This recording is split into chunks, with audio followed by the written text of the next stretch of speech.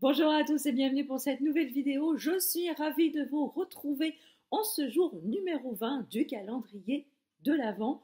On s'approche petit à petit de Noël. J'espère que vous êtes toujours là, que vous ne vous êtes pas épuisés à regarder mes vidéos jusqu'à maintenant. Mais ce serait dommage de partir maintenant car aujourd'hui je ne vais pas vous parler d'un coup de cœur, mais je vais faire une vidéo un peu spéciale. Il s'agit du tag de Noël qui a été créé conjointement par Laura de Laura's Reading et de Stéphanie de la chaîne Pikiti Bookin. Et j'ai été taguée par Lisa de la chaîne Lisa Géraud-Taylor et une deuxième fois par la copine Maud de la chaîne Des livres une fille. Donc, évidemment, ce que j'ai dit à Maud en rigolant, j'ai fait bon, bah maintenant, ça fait quand même 2 fois que je suis taguée, donc du coup, j'ai plus le choix. J'ai plus le choix, il va falloir que je le fasse. Alors, pourquoi je dis que j'ai plus le choix? Parce que, voilà, pour ceux qui me connaissent depuis longtemps, je ne suis pas une aficionada des fêtes de Noël, que ce soit des fêtes de Noël ou des fêtes de fin d'année en général. C'est pas, j'avoue que c'est pas ma période la plus fifole, la plus fifoute pour moi. Je n'aime pas les comédies de Noël à la télé. Je lis très peu de romances de Noël, voire même pas du tout de romances de Noël. Bon, sauf le Karen Pont dont je vous ai parlé hier, dans ma vidéo d'hier. Mais je la considère pas comme une romance de Noël, je la considère plus comme une comédie qui se passe à Noël. Mais pour moi, c'est plus une comédie qu'une romance de Noël.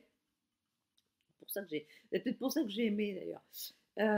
Voilà, donc, j'avoue que quand j'ai vu la vidéo de Steph sur son tag, je me suis dit, oulala, pourvu qu'on me tague pas, parce que ça va être très compliqué pour moi de répondre aux questions. Et pif, pan, patatras, bon, je me suis fait taguer 2 fois. Bref. Donc, voilà, j'accepte le défi. J'accepte de relever le défi et du coup, je vous emmène avec moi pour 12 questions de ce tag de Noël. Donc, j'espère que vous n'allez pas trop vous ennuyer. Alors, première question, quel livre aimeriez-vous voir sous le sapin? Alors, pour cette question, il faut savoir que ça fait extrêmement longtemps qu'on ne m'offre plus de livres à Noël. Je ne reçois plus de livres à Noël. Mes parents, ils ont rapidement laissé tomber car comme j'en lis beaucoup, j'en emprunte beaucoup à la bibliothèque, j'en reçois quelques-uns quand même en service presse. Du coup, ils sont perdus, ils savent pas ce que j'ai lu, ce que j'ai reçu, ce que j'ai... Bah, voilà. Donc du coup, ils prennent plus de risques. Ils prennent plus de risques. Ils ne m'offrent plus rien, sauf si j'en demande un en particulier. Mon chéri ne m'en offre pas non plus, parce que pour la blague, il trouve que j'en ai un petit peu beaucoup trop à la maison. Mes beaux-parents, ne lisant pas, bah, ils n'ont pas l'idée d'offrir des bouquins. Et voilà, donc dans mon entourage, on m'en offre pas. Sauf que bon, cette année, je sais que j'en aurai un. Car Théo de la chaîne Chronique Livresque a eu la gentillesse de piocher dans ma wishlist et de m'envoyer ce petit cadeau pour Noël. J'ai reçu le paquet, mais je lui ai dit je ne l'ouvre pas et j'attendrai Noël pour l'ouvrir. Ça me fera au moins un paquet à ouvrir à Noël. Bon, voilà. Et je sais que dans ce paquet-là, il y aura un livre. Donc là, voilà, je ne peux pas vous dire ce que je souhaite précisément pour Noël. C'est vrai que quand j'ai des choses qui m'intéressent, bah, ou je vais les chercher en bibliothèque, ou si c'est un de mes auteurs chouchous que je veux absolument garder, je vais l'acheter en librairie. Mais voilà, j'attends pas spécialement Noël pour me faire offrir des cadeaux. Ensuite, quel livre offririez-vous à un proche? Alors, ça c'est pareil, moi mes proches, bon voilà, mon père lit, il est comme moi, il est assez bon public, donc c'est vrai que quand je sais qu'un roman va lui plaire, bah moi une fois que je l'ai lu, je lui passe. Je sais qu'il aime bien, voilà, bon, ouais, il aime bien les polars, il aime bien les thrillers, il aime bien, voilà, il aime bien un peu tout. Donc ouais, celui que je pourrais lui offrir à Noël, c'est un des derniers que j'ai lu, c'est Le Cri. Hein, le Cri que j'avais bien aimé, en plus de ça, il est en poche, donc voilà, je sais qu'il aime bien. Mais bon, voilà, Le Cri peut-être. Mais c'est vrai que j'attends pas spécialement Noël pour offrir des bouquins. Vous allez dire, les deux premières questions, ça part très mal. Ça part très très mal. Ensuite, troisième question, le livre qui te donne froid. Alors ça s'entend, froid dans le dos, ou froid glagla parce que ça se passe en hiver, tout ça. Euh, le livre qui te donne froid. Ouais, bah, j'aurais bien dit quand même. Alors, je vais je vais vous parler de deux. Il s'agit de Immortel de J.R. Dos Santos que j'ai lu l'année dernière. Par rapport au contexte, par rapport au contexte, les intelligences artificielles, tout le progrès, tout ça, que si tout ce qui arrive dans le roman arrive réellement, eh ben oui, ça peut foutre froid dans le dos très très très rapidement. Euh, voilà, que les intelligences artificielles prennent le pas sur l'humain, décident de tout et de n'importe quoi, et que l'humain est relégué au second plan. C'est vrai que ça affiche un peu la trouille. Et un autre roman qui m'avait fichu froid dans le dos quand j'étais gamine, j'étais jeune, j'avais 16 ans, c'était un Stephen King que j'avais lu, c'était Cujo, l'histoire de ce chien qui devient complètement et, et qui fait un certain nombre de choses incalculables. Et j'avais eu à la suite de ce bouquin une trouille bleue de tous les chiens, que ce soit les gros, les petits. Je changeais de trottoir quand j'en croisais un. Je me planquais derrière ma mère quand j'en croisais un. Ça m'a poursuivi pendant des années, cette trouille des chiens. Et là, franchement, oui, ça m'avait fichu. Ça m'avait vraiment donné froid dans le dos, ce bouquin. Si vous ne l'avez pas lu, c'est un excellent Stephen King. C'est ce que j'appelle les Stephen King old school, qui foutaient vraiment les miches, comme ça, comme Jessie, comme Carrie, comme Cujo. Euh, tous ces romans un peu ce que j'appelle les old school, mais vraiment les Stephen King de la grande époque Stephen King, qui foutaient vraiment les miches. Ça, franchement, c'est vraiment des livres qui donnent froid dans le dos. Alors, à l'inverse, la quatrième question, c'est le livre qui te réchauffe le cœur. Bah, là, du coup, je vais vous parler d'une saga de romans que je vous ai déjà parlé précédemment dans les Vlogmas. C'est la saga Sauveur et Fils de Marie-Aude Murail aux éditions de l'École des loisirs. Voilà, c'est un roman, enfin, c'est une saga de romans chouchou, une saga de romans doudou, qui vous réconcilie peu ou prou avec le genre humain, qui réchauffe le cœur. Parce que il y a des bons sentiments, de l'amour, de l'amitié, de l'humour, de la profonde empathie avec les gens, sans ce que j'appelle dégouliner de bons sentiments. Voilà, c'est la juste mesure. Il n'y a pas de, voilà, ça dégouline pas, ça en fait pas trop, ça en fait pas des caisses. Et voilà, tous les personnages sont hyper attachants et ça, voilà, moi c'est ce que j'aime beaucoup, ça me réchauffe le cœur. Voilà, j'ai découvert cette série-là pendant le confinement et j'avoue que ça, avec tout ce qu'on entendait vis-à-vis du virus, du confinement, que les gens n'étaient pas d'accord, ouais, voilà, je préfère liberté, machin. Et on a entendu tout et son contraire. On a fait face à une vague de déchaînement de haine sur les réseaux, sur Internet, parce que les gens ne pouvaient pas sortir comme ils voulaient, donc il fallait bien qu'ils déversent leur haine par n'importe quel moyen. Donc ils avaient trouvé les réseaux sociaux pour ça. Et j'avoue que Sauveur et Fils, ça m'a quand même un petit peu réconforté et réconcilié un petit peu avec le genre humain. Numéro 5, le personnage avec qui tu te blottirais sous la couette.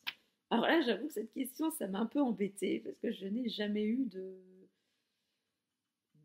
ce qu'on appelle les crushs littéraires. Jamais, je suis jamais tombée en pamoison devant un personnage de roman à, à cette petite différence près. Mais là, maintenant, avec le recul, c'est un personnage que j'aimais beaucoup et que j'étais fascinée par lui. C'était le personnage du chevalier Wellan dans Les Chevaliers d'Émeraude d'Anne Robillard, saga de roman fantasy jeunesse qui était sortie aux éditions Michel Lafon en français. Alors oui, Wellan, c'est l'archétype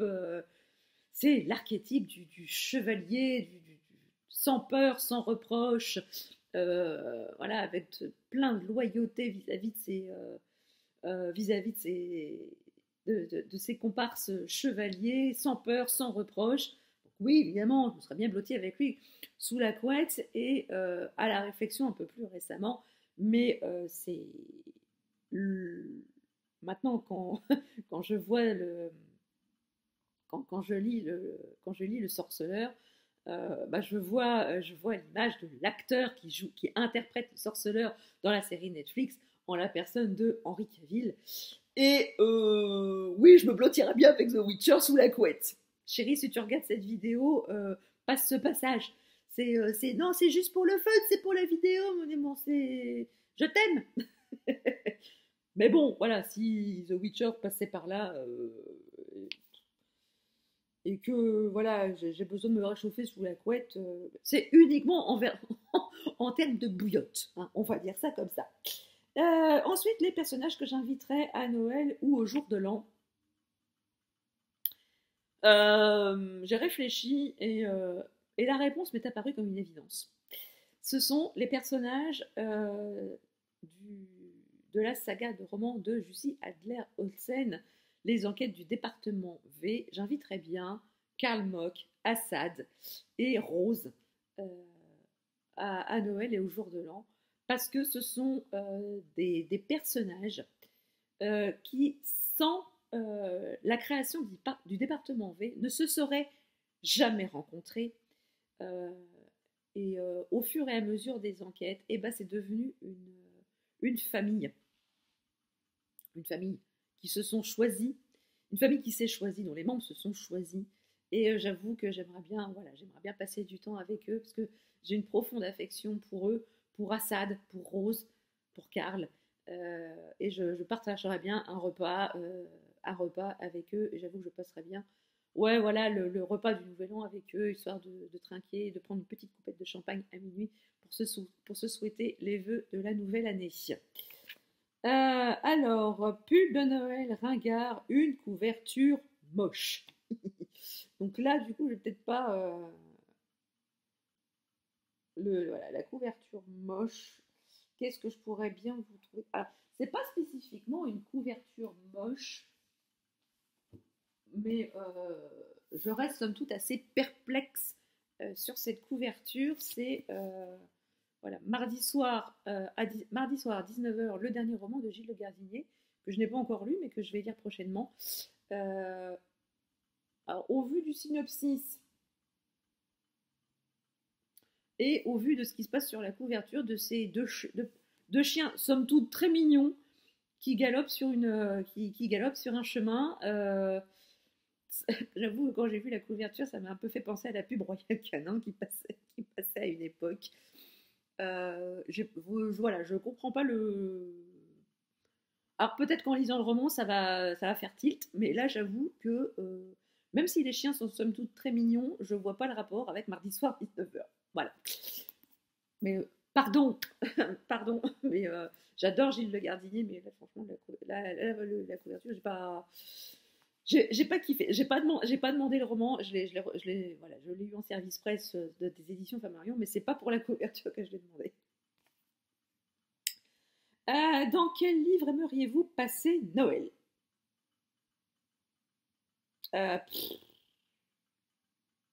J'en sais rien parce que j'en sais rien parce que j'aime pas les fêtes de Noël dans la vraie vie. Alors imaginez passer les fêtes de Noël. Ah si, mais bien sûr, dans les chroniques de Sainte-Marie. Bien évidemment, dans les chroniques de Sainte-Marie, j'irai passer Noël dans une époque d'histoire où on parle pas de Noël, par exemple. Oui, évidemment. Pourquoi j'y ai pas pensé plus tôt? Pourquoi j'y ai pas pensé plus tôt? Les chroniques de Sainte-Marie. Et avec les personnages, avec Max et les autres, on irait boire des hectolitres de thé dans, dans l'ère, dans une ère de la préhistoire avec les dinosaures, par exemple. Ça peut être fun. Ah bah oui, bien sûr, les chroniques de Sainte-Marie. Quel livre de Noël tu aimerais voir adapté en film ou en série? Alors bon, évidemment, comme je vous l'ai dit en début de vidéo, je n'ai pas de... Voilà, j'apprécie pas plus que ça les comédies de Noël. Je ne lis pas de livre de Noël. Voilà, mais un livre qui se passe comme ça, un peu en hiver, c'est peut-être L'ours et le rossignol d'Elisabeth Arden, que j'avais, dont j'ai lu le premier tome, qui se passait un peu ouais, peut-être ouais, un peu à Noël, avec les contes et légendes de Russie. Je pense que ça pourrait faire un chouette conte de Noël. Bien adapté, je pense que ça pourrait faire un truc assez sympa, un peu cosy. Ouais, j'aimerais bien voir un peu ce que ça donne.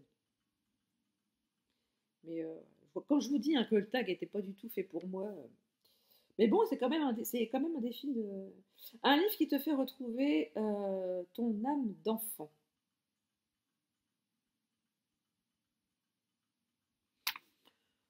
Euh, ouais. Euh,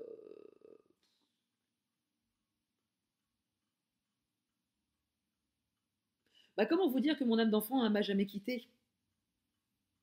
Elle est toujours avec moi. Je fais toujours des blagues à la con. Toujours la première à rigoler. Et c'est vrai quand on a les enfants avec chéri, bah, voilà, toujours un peu la blague qui fait rire les gosses, mais voilà, qui me fait retrouver mon âme d'enfant, étant donné qu'elle m'a jamais trop quitté. Oui, bon, je sais, j'ai 40 balais, mais bon, voilà. Et elle est restée là, elle est restée là, mon âme d'enfant. Donc, je ne sais pas. J'avoue que, ouais, peut-être. Ouais, peut-être. Ouais, je vais rester dans le classique Harry Potter parce que ça me. Voilà, c'est toute la magie. Bon, bien que, voilà, dans les premiers Harry Potter, oui, ça reste. Ça permet de retrouver un peu l'âme d'enfant, mais bon, ça évolue un peu dans le sombre par la suite. Quel livre pourrait remplacer la bûche? Ah oui, alors quel livre je mettrais au feu? Oh non, j'aime pas. Non, je peux ne pas aimer un livre, mais de là à le foutre au feu, c'est un peu, c'est un peu extrémiste comme procédé. Donc non, je suis pas je suis pas dans ce move-là. Un livre que j'ai pas aimé. Ouais, bah dernièrement j'ai lu Je suis la bise de Donato Carisi. Séverine, si tu regardes cette vidéo, ne me jette pas de cailloux, parce que je sais que tu l'as adoré. Mais bon, ouais, voilà, moi j'ai pas j'ai beaucoup aimé la plume de Donato Carisi, ça, même si j'ai pas aimé, je voulais aller à la fin pour savoir comment ça se finissait.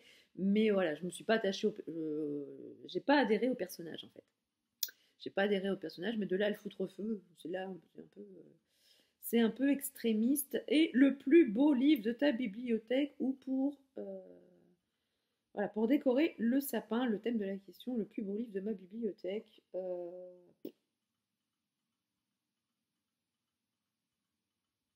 Je sais pas répondre à cette question. J'ai pas. Ils sont tous beaux mes livres. Voilà, ils sont tous beaux mes livres. Tous ceux que j'ai, ils sont tous beaux. J'ai pas envie. Voilà, s'ils sont dans mes bibliothèques, c'est parce que j'ai pas envie de m'en séparer.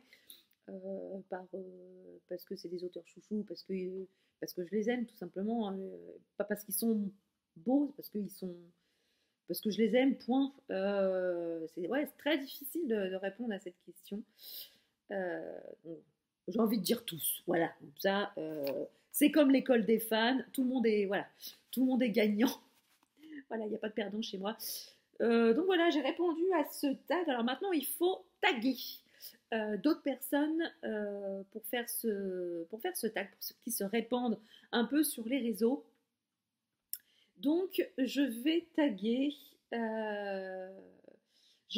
la copine Caro de la chaîne Miss Caro Livre. Je vais taguer la copine Magali de la chaîne Le Petit Monde d'Aurine. Et je vais taguer. Oh, bon, c'est voilà, je vais en taguer deux. Bon, je suis sûre peut-être sûre qu'elles le feront. Magali, je suis sûre qu'elle aime Noël, ça c'est certain. Donc j'ai hâte de voir ses réponses à ce tag. J'espère que cette vidéo vous a plu.